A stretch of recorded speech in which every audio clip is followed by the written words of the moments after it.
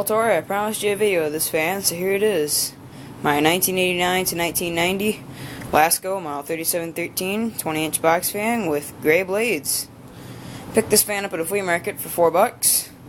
My original thought was this was a normal Galaxy with white blades because there was that much plaster dust on these blades and on this fan. This whole fan was basically white with plaster dust.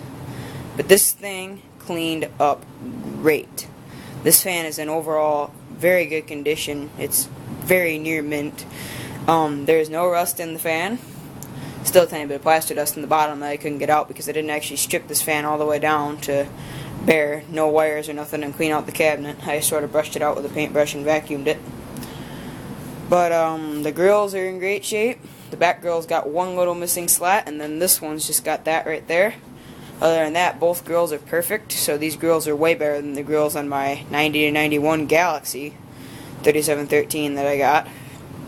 But just like most Laskos, of course, it doesn't have a handle.